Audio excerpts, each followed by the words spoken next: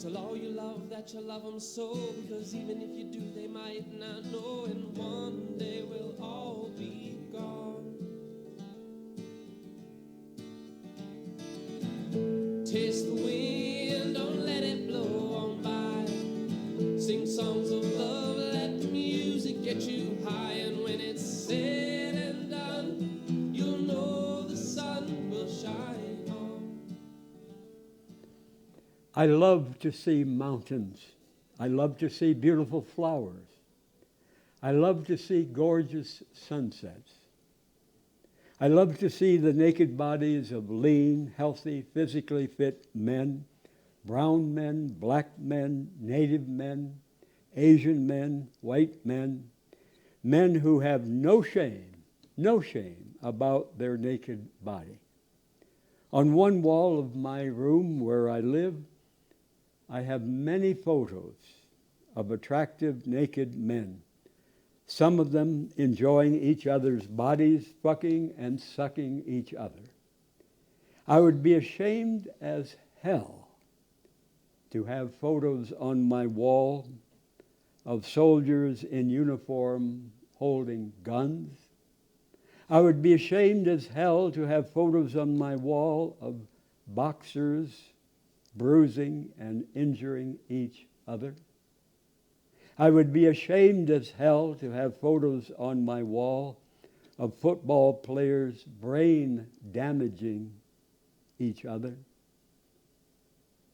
The first place I enjoyed mixed public nudity, naked men and women together in public, was in 1972, 51 years ago, at the Spence Hot Springs in the Jemez Mountains of New Mexico.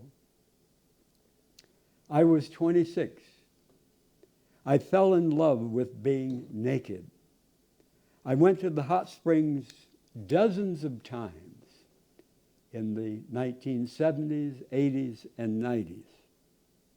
I have a photo at home of the official federal government sign in the parking lot. The sign said, bathing suits not required Sunday, Monday, Tuesday, Wednesday. Bathing suits required Thursday, Friday, Saturday. A compromise solution for those who enjoy naked bodies and those who do not enjoy naked bodies. People came to the hot springs from many states and other nations. Sadly, that official federal government sign allowing people to be naked 4 days a week was removed years ago from that parking lot. I've heard people can be arrested now for being naked at the Spence Hot Springs. I've not been there for many years. I stopped riding in cars April 7th, 2001, over 22 years ago. And that hot springs was the main place I missed after I stopped riding in cars. After the hit and run I suffered May 16th, 2023, I accepted rides in cars. But as far as the hot springs, the Spence Hot Springs, no bus runs close there. If I were there, I would want to be naked. And I sure as hell do not want to get arrested for being naked. So my not being there is easier to accept. For 51 years, since 1972, I've been an enthusiastic nudist. As far as I know, for many years, Albuquerque's most well-known nudist. I have photos my mother took of me naked as an adult. I was often naked as an adult in the presence of my mother and my father. For many years, I posed naked for hundreds of artists in Illinois, Santa Fe, and at UNM and other places in Albuquerque. I enjoyed living in my one sunny rented room, 9.5 by 12 feet, with 6 windows in the house of a friend. I've lived there over 13 years. I enjoy visits from new friends and old friends. Loneliness is as deadly as smoking cigarettes. Too much sitting also kills people. If we are physically able, the best exercises are walking, dancing, and bouncing or jumping on a trampoline.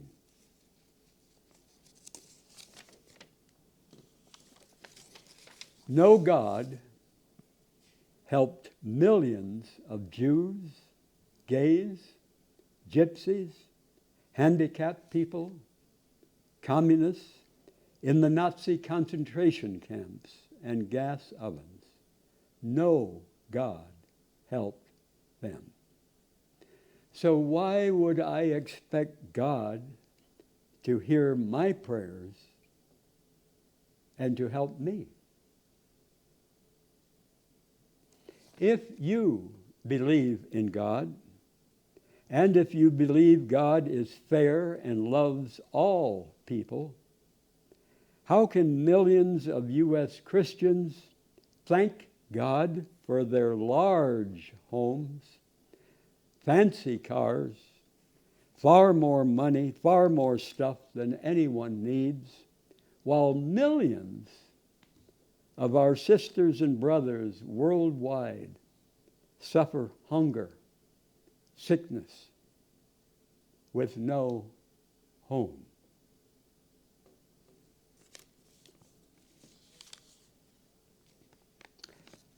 Never give kids or anybody candy or any sugar shit, ice cream, cake, cookies, sodas.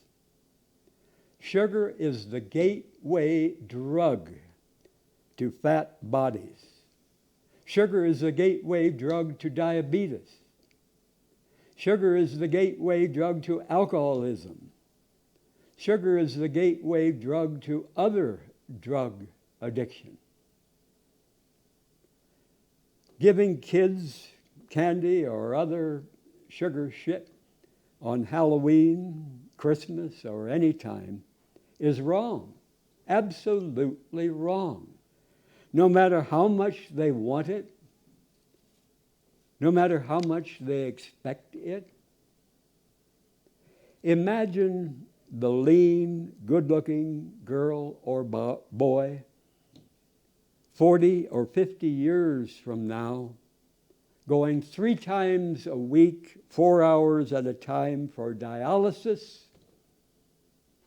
because of kidney failure, because of diabetes, and because of the unhealthy, deadly sugar shit.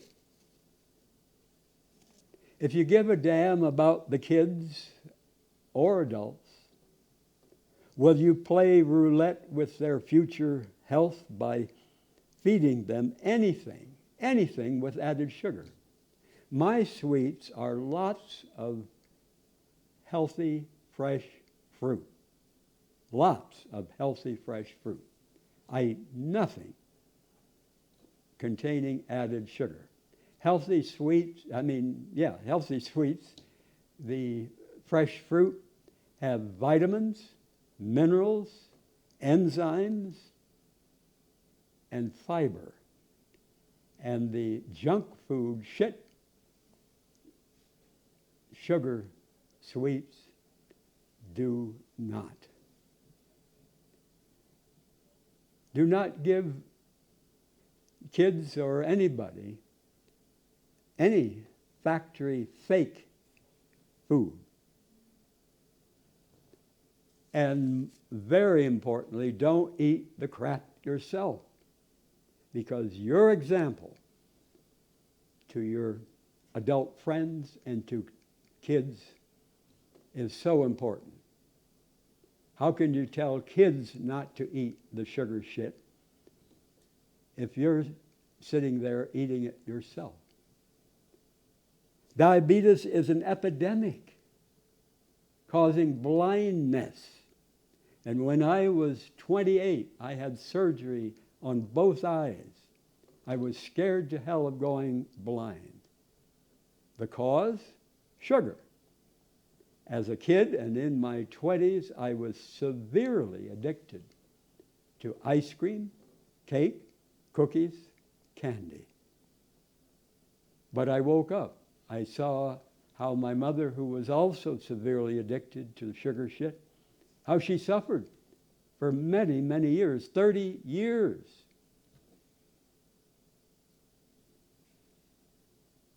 Diabetes is an epidemic causing strokes, resulting in paralysis.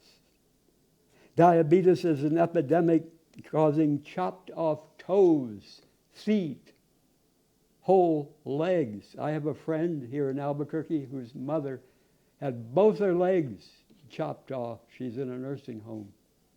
Diabetes, sugar shit. The gateway drug sugar sets up millions from infancy on to become alcoholics. Our example as adults every day, if we live and eat healthy, only healthy, can help many youth avoid the misery of suffering sickness, because most sickness can be prevented. Why suffer? Even if your insurance pays every penny for doctors and hospitals, why suffer? Life is too short to waste on unnecessary suffering. The weapons designed for many, many years at Sandia Labs, Los Alamos Labs, are aimed to murder far more men, women, and children than the many millions Hitler and the Nazis killed in the concentration camps, the gas ovens, and World War II. And even if the U.S. never again drops nuclear bombs on cities, as it did in 1945 in Hiroshima and Nagasaki, Japan, even if the U.S. never again drops nuclear bombs on cities, the billions of dollars, the vast resources, and the brain power to make those bombs are stolen from the poor of the world. The billions of dollars, the vast resources, the brain power to make the damn bombs could provide decent shelter, clean water, nutritious food for many, many millions of suffering poor people. These bombs are murdering poor people now. And these poor people are just as dead as if someone lined them up and blew out their brains. And even if the U.S. never again drops nuclear bombs on cities, the radioactive and chemical contamination from the weapons labs, Sandia and Los Alamos, the weapons factories, the weapons testing that went on for decades, can make sick and kill multitudes of people for thousands of years. multitudes of children born deformed or retarded, multitudes of people with cancers or ruined immune systems. And the cleanup costs for the nuclear bombs, radioactive and chemical poisons in the United States alone is $300 billion. That's with a B, not million, $300 billion or more. And even if the U.S. never again drops nuclear bombs on cities, these bombs are a constant backup threat against many nations of poor people worldwide to keep them down, to keep them under the bloody terrorist control of the U.S. empire and the multinational corporations, robbing these people in many nations of their labor and their natural resources, keeping those millions of working poor in economic slavery. Some of you working at Sandia and Los Alamos weapons labs, at Lockheed Martin, at Kirtland Air Force Base, are torn inside. Some of you have some conscience. And just as many U.S. white people were torn 200 years ago about enslaving black people, you are torn. You know that what you're doing is evil at those weapons labs and at Kirtland Air Force Base and at Lockheed Martin. I urge you, in the name of human survival and living with yourself, feeling good to look in the mirror in the mornings, stop your damn mass murder job. Quit your job. In Germany under Hitler, many Germans said they needed jobs and times were bad.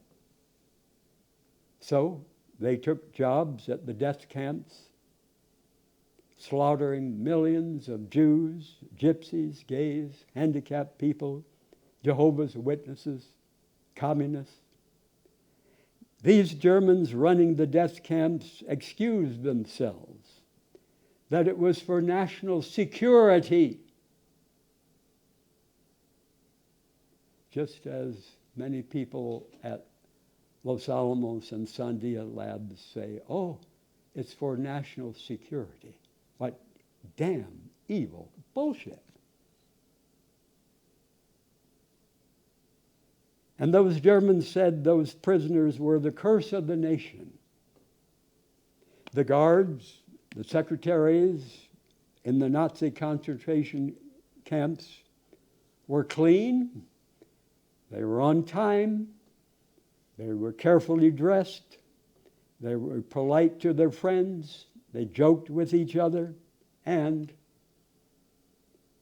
they mass murdered people for a paycheck.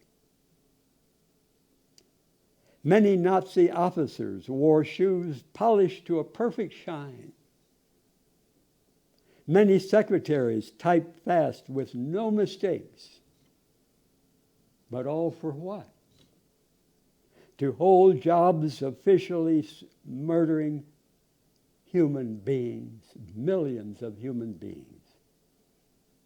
And the same damn crimes against humanity, and much worse today at Sandia Weapons Lab, Los Alamos Weapons Lab, Lockheed Martin, Kirtland Air Force Base. If those nuclear bombs are ever used again in war, They may kill far more people than Hitler and the concentration camps, the gas ovens, killed, and all of World War II. Albuquerque's worst criminal insanity is nuclear bombs. Albuquerque's worst criminal insanity is nuclear bombs.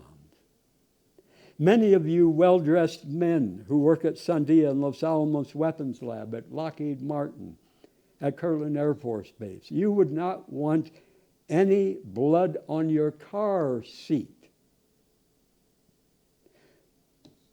or on your living room carpet. You wouldn't want any blood. But preparing to shed oceans of other people's blood is your daily business, your occupation. Many of you well-dressed church-going women at Sandia and Los Alamos Weapons Lab, Lockheed Martin, Kirtland Air Force Base, would be ashamed to sell your body for money on East Central. But you sell your conscience. You sell your brain. You sell your career year after year to nuclear bombs. This is far worse evil than selling your body on East Central. Many of you men in well-pressed suits and uniforms would be ashamed to have your son or your daughter sell drugs to hustle money. But you sell your conscience. You sell your brain. You sell your career to the gods of war, money, and U.S. empire. You parents working on the weapons of mass murder, some of you tell your children an honest B in school is better than a dishonest A. And you're right. But do you not realize that a life-giving job at minimum wage is infinitely better than a mass murder job at Sandia or Los Alamos Weapons Labs, Lockheed Martin, or Kirtland Air Force Base? No matter how large your paycheck, no matter how many your fringe benefits, no matter how much prestige you feel in your position. Talk about street gangs showing no conscience in drive-by shootings, or talk about hit-and-run drivers showing no conscience. What about gangs of scientists, secretaries, suppliers who show no conscience in preparing the bombing of whole cities of men, women, and kids? Talk about the 9/11 atrocity at the World Trade Center, Sandia and Los Alamos Weapons Lab, Lockheed Martin, Kirtland Air Force Base are far worse, terrorizing and targeting many whole nations. Sandia and Los Alamos Weapons Lab, Kirtland Air Force Base, Lockheed Martin are the worst violent murder gangs in New Mexico, committing far more violence than all the New Mexico street gangs combined. Where are the New Mexico priests, the New Mexico rabbis, the New Mexico preachers? Where are the New Mexico teachers, politicians, newspaper editors, business leaders who have the conscience and the balls, the courage, the backbone to say all of what I just said publicly over and over again.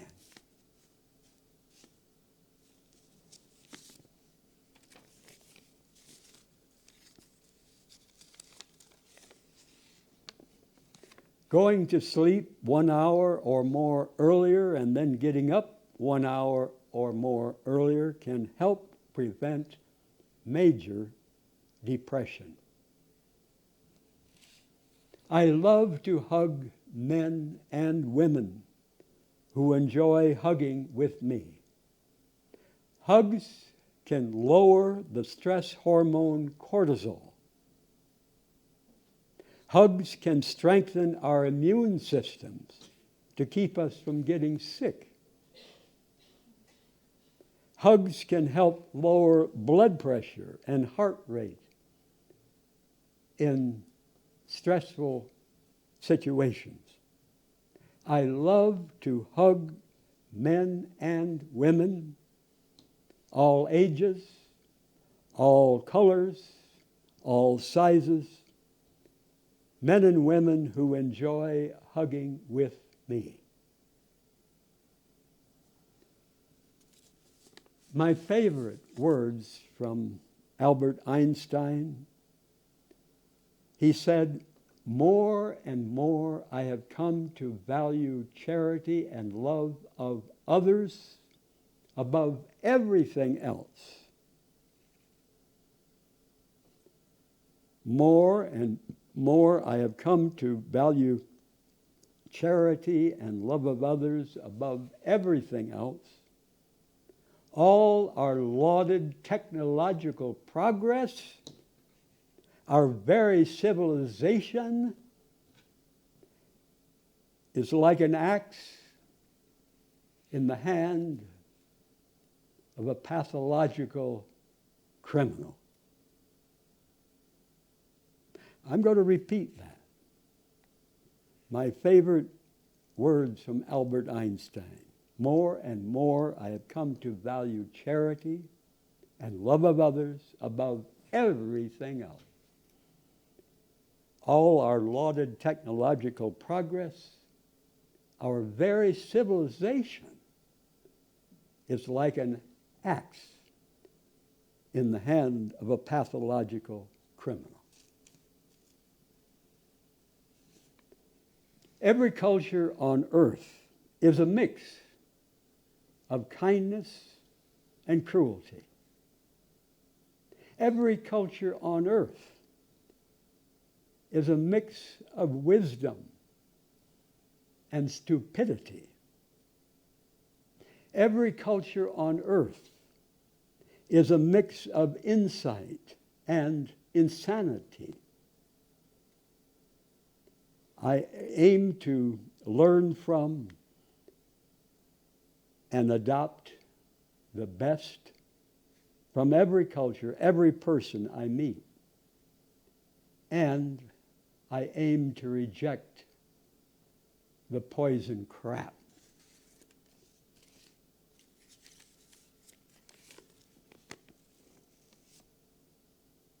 After my mother died in 1982, my dad lived another 12 years.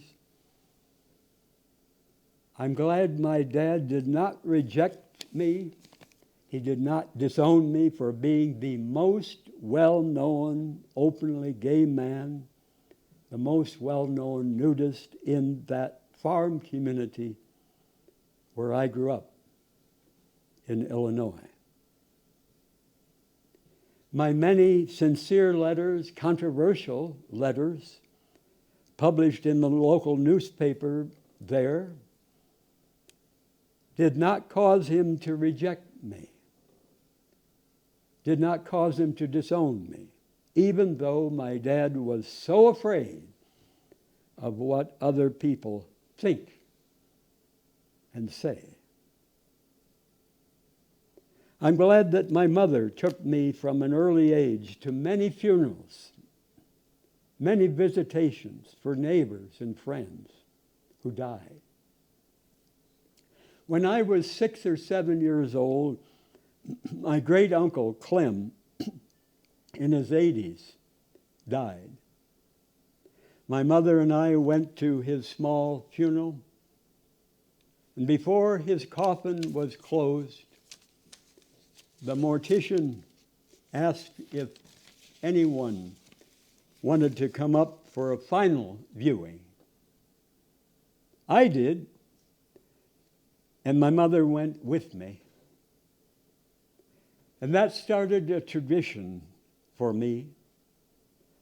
When my mother died in 1982, I was the last person before her coffin was closed. I kissed her. When my beloved Don died at 25 from a car accident, when he died at 25 in 1989, I was the last person, and I kissed him before his coffin was closed. When my dad died in 1994, I was the last person, and I kissed him before his coffin was closed. I love the old song, "Save the Last Dance for Me." In other words, dance with whomever you please all evening long, but save the last dance for me. I'm so glad my mother did not shield me from death. She did not shield me from funerals. I'm so glad. We all die sooner or later. I've gone to dozens of funerals. I'm so glad my mother welcomed my being open and honest with her about my being gay. Even though she told me she had never known there were gay people in the world before I came out to her when I was 31 in 1976, very soon after I first had sex with a man. But a few years later, my mother told me she would like to be a mouse in the corner to watch me have sex with a man. I do sincerely wish that had happened, but sadly it never did. I am glad, so glad, I could be open with my mother about my sex with men. Sadly, millions of sons, millions of daughters, gay, bi, or straight, cannot imagine their mothers being that open, that curious to watch their sons and daughters having sex.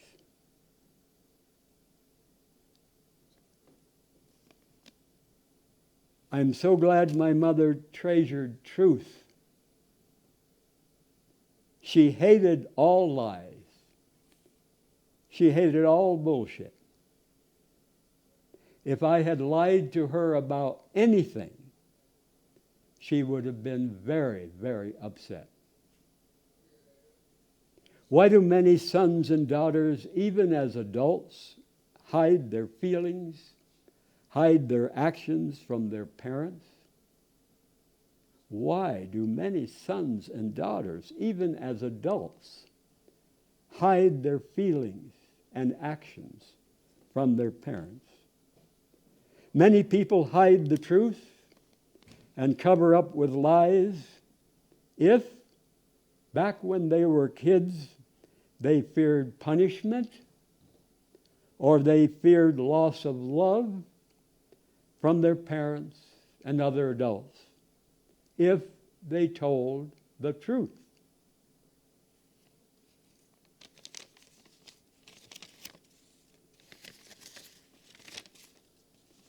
Imagine standing outside gambling casinos and certain fundamentalist churches asking the fathers and the mothers coming out this question: if you had a son, and if you as parents had to choose between either having your son join the military, go to war, kill men, or having your adult son tell you he enjoys sex and romance with men, which would you prefer if you could choose, parents? Sadly, many, if not most parents, outside gambling casinos, outside certain fundamentalist churches, would prefer their son going to war and killing men and women and children if the parents knew their son would come home alive and not injured. Murdering men, women, and kids instead of being in love and making love with men? Crazy, evil. Is this world the lunatic asylum of the universe?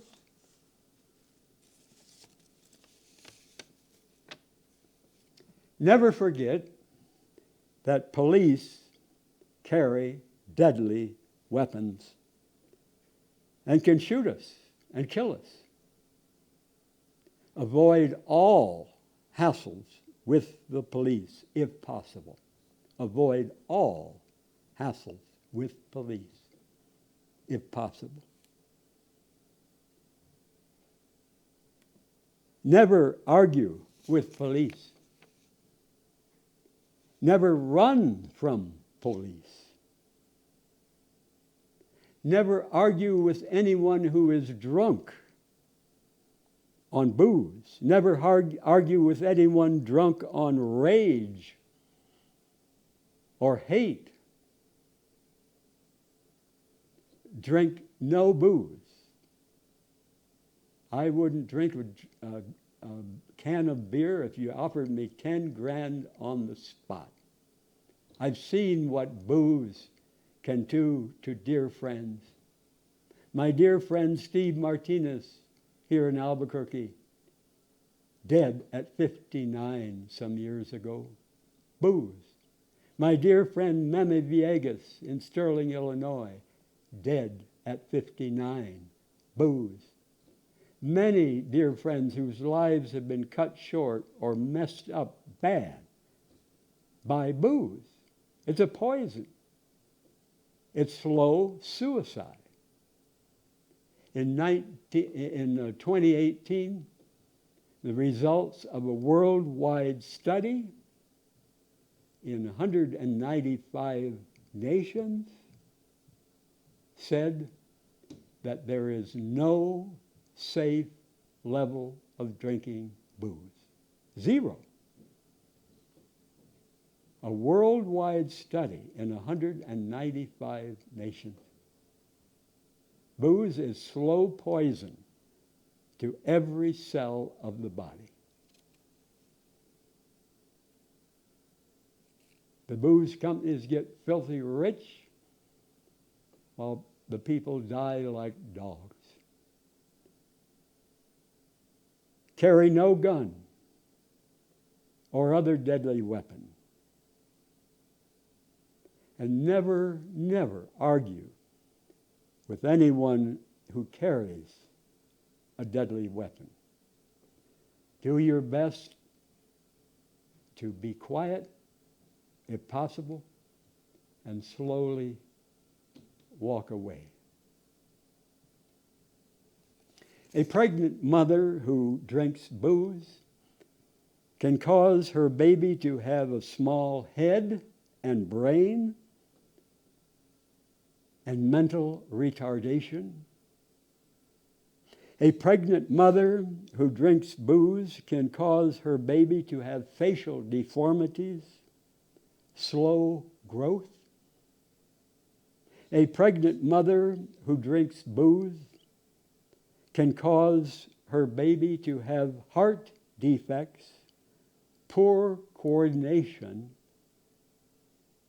A pregnant mother who drinks booze can cause her baby to have vision and behavior problems and hyperactivity. During the Vietnam War, over 500,000, over 500,000 U.S. men refused the U.S. military draft. I strongly compliment them.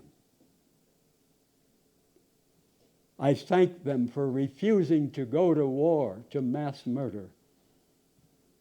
200,000 were prosecuted by this government for refusing the military draft.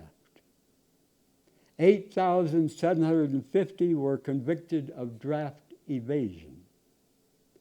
34,000 U.S. soldiers were court-martialed and sent to prison for refusing to mass murder men, women, and kids in Vietnam, for opposing the Vietnam War. 34,000 U.S. soldiers were court-martialed. These were heroes of conscience, and I congratulate them. I compliment them strongly.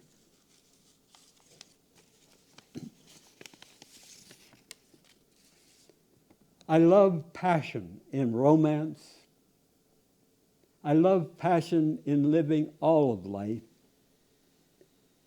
I want my passion always to be guided by compassion for all people, because passion by itself is like a fire. Passion can, the fire can keep us from freezing to death, or it could kill us. Passion by itself is like a river. It can irrigate our crops to keep us alive, or it can kill us in a flood.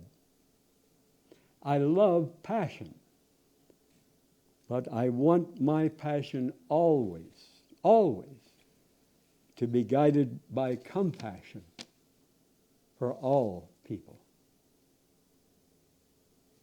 Sometimes what seemed blessings become curses in our lives. Sometimes what first seemed curses become blessings. I'm deeply indebted to many people, a great variety of people, who have taught me, loved me, inspired me. It didn't just come out of me. Hell no. I'm greatly indebted to a vast variety of people who have taught me, loved me, and inspired me. I constantly collect wisdom from everybody, every experience, on how to live and on how not to live, which is just as important. I constantly collect wisdom to live it as best I can and to share it with anyone interested on this, through this program or in conversations.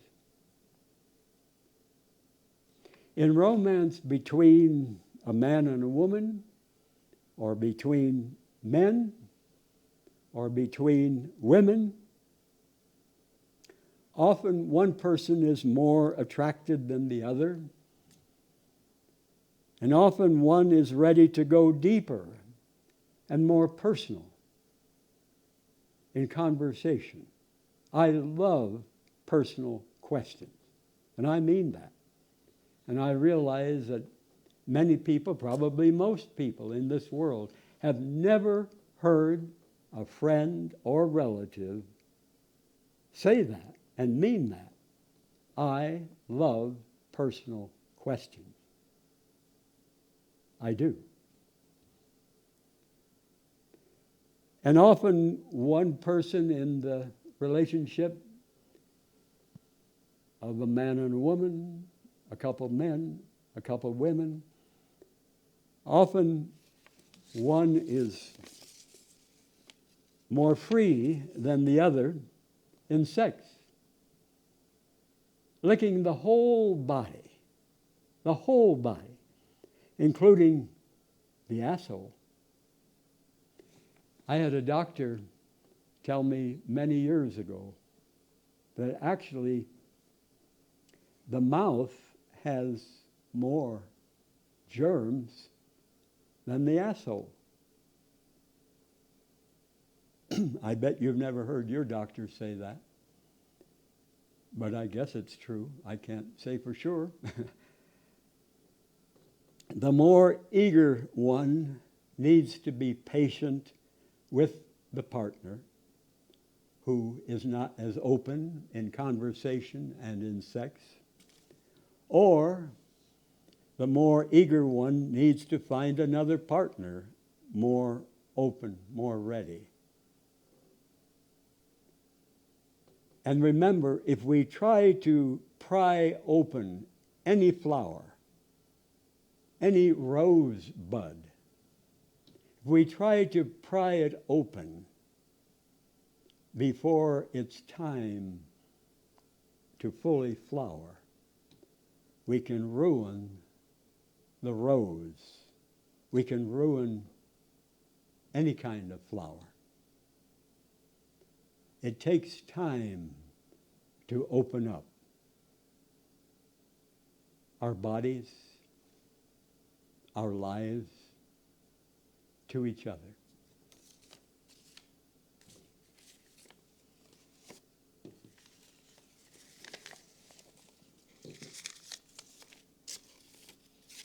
Most, if not all of us, men and women, gay, lesbian, bisexual, trans, straight, most, if not all of us, need and want at least one person who is strongly sexually attracted to us and to whom we are strongly sexually attracted. At least one person we can enjoy passionate sex and romance with. And if we do not have passionate sex and romance with anybody, we are more likely to become addicted to junk food. If we do not have passionate sex and romance with anyone, we're more likely to become addicted to booze or other drugs. If we do not have passionate sex and romance with anyone, we're more likely to buy lots of crap we do not need. If we do not have passionate sex and romance with anyone, we're more likely to become addicted to gambling. If we do not have passionate sex and romance with anyone, we're more likely to become workaholics. If we do not have passionate sex and romance with anyone, we're more likely to suffer depression. If we do not have passionate sex and romance with anyone, we're more likely to become bitter about life. If we do not have passionate sex and romance with anyone, we are more likely to become addicted to religion.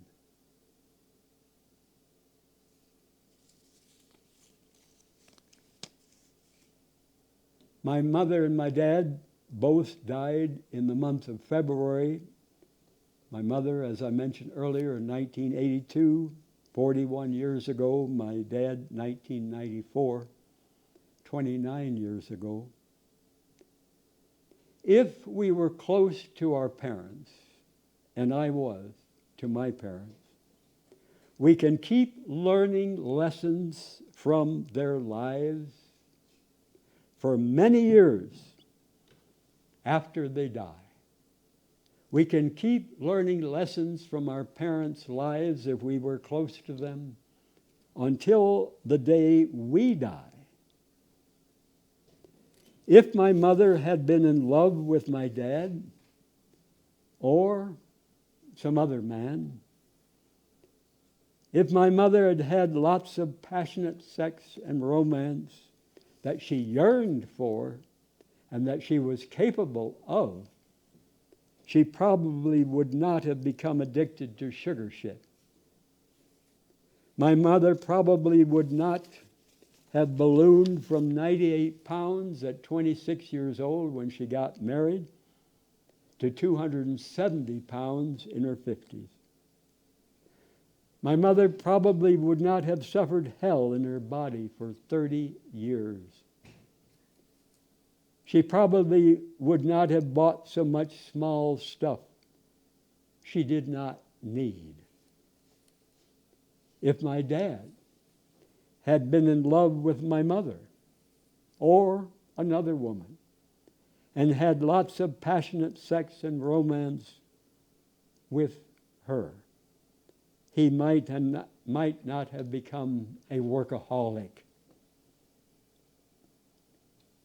We can learn many lessons from our parents' lives. Anyone who can learn from my mistakes, anyone who can learn from my past or my present mistakes in life, power to you. Do not repeat my mistakes.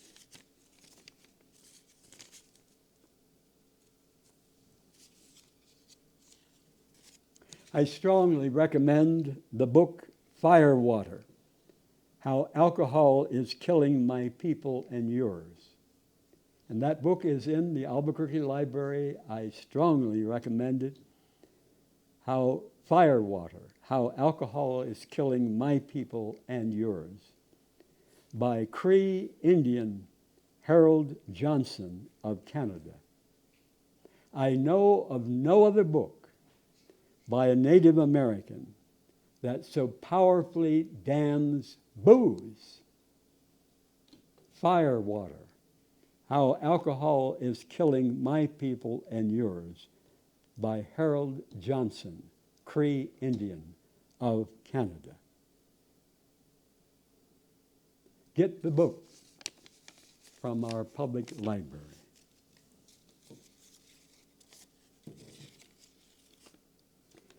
If this nation stopped stealing and hogging the world's wealth, if this nation stopped murdering moms, dads, and kids in many nations, the United States would have far less enemies.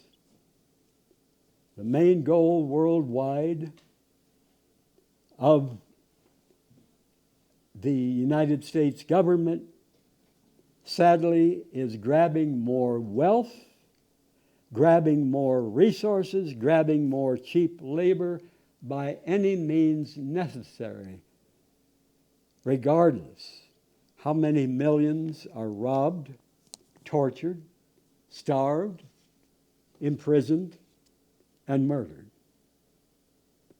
The main goal worldwide of the U.S. government, sadly, is not now, not ever, genuine democracy, freedom, justice, and human rights for all people on earth.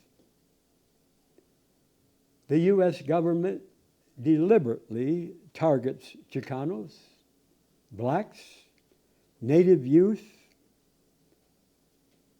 low-income whites, seducing and recruiting them to go kill people of color in other nations. Sadly, young Native people, black people, Chicanos, become professional hired killers as soldiers, become professional hired thieves for the same government that mass murdered and enslaved and abused their ancestors. I repeat, sadly, young Native people, black people, Chicanos, become professional hired killers and thieves as soldiers for the same government that mass murdered and enslaved and abused their ancestors.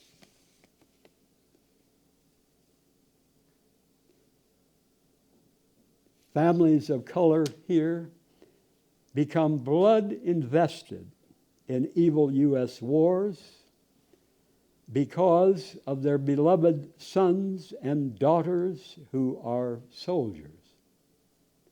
And the natural love for their sons and daughters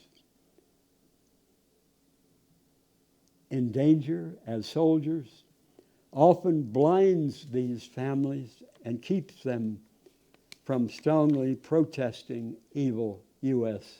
wars. As long as most people here believe they deserve much more than desperately poor millions abroad, as long as most people here crave and buy crap no one needs, the United States will rob, the United States will exploit, the United States will injure and murder millions of people. But as individuals, we can choose to live simply. We can choose to live fairly in our huge world family. I enjoy living below the U.S. poverty level. I enjoy living simply with enough below the U.S. federal income taxable level. For 44 years, I've paid not one damn bloody penny of federal income tax. 1/3 to 1/2 of the federal income tax dollar goes for U.S. wars, past, present, or future. I refuse to pay for that evil, those evil atrocities. I greatly thank Mark, Eddie, Travis for their excellent help dozens of times running the cameras and controls for my program. And thanks to all of you watching. If you see me walking on the street, if you see me at some event, I invite you to talk with me if you want to. I love personal questions. I treasure heart-to-heart conversations.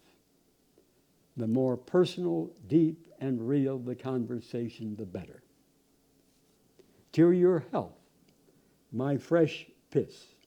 I started drinking my piss for health, not to be weird or just to do something that most people in this country don't know about.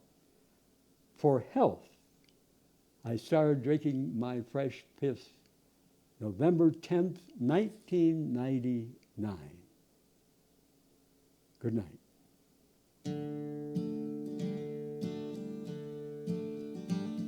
Live every day as if it were the last, because before you know it, time goes past and life's just not that long. Tell all you love that you love them so, because even if you do, they might not